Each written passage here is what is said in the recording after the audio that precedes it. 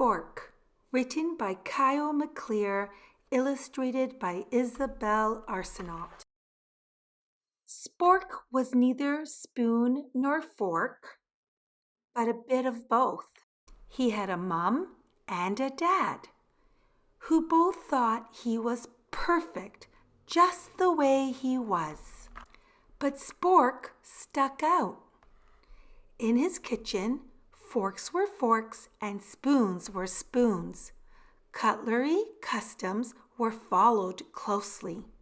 Mixing was uncommon. Naturally, there were rule breakers, knives who loved chopsticks, tongs who married forks. But such families were unusual. One day, after the billionth time, he was asked, "What are you anyway?" And the zillionth time, he was passed over when the table was being set.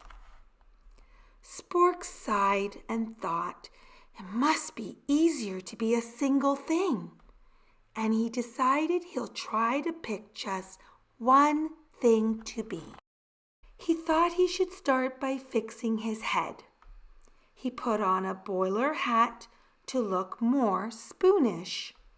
But the forks thought he was too round. Then he made a paper crown to look more forkish. But the spoons thought he was too pointy. Spork wondered if there were other lonely creatures out there with no matching kind. Who never got chosen to be at the table?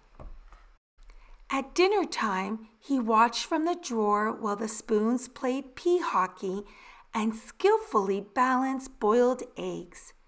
He sat off to the side while the forks raked fancy patterns in the mashed potatoes and twirled noodles around in complicated circles like rhythmic gymnasts.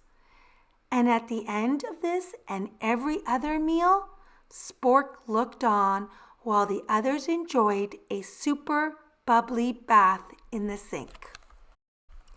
Until one morning, a messy thing arrived. This messy thing had obviously never heard of cutlery customs or table manners. No, this messy thing smeared and spilled and flung and clumped and dripped without a care. "Wait," said the forks, but the messy thing did not wait. "Careful," said the spoons, but the messy thing was not careful. "Help," said the forks, while the messy thing continued to slop and splatter. "Quick," said the spoons. Now, a fork may be good for poking and picking, and a spoon may be fine for scooping and stirring. But this messy thing with its slurpy and clumpy, half-finished food bits needed something else. Something that could do all sorts of things at once.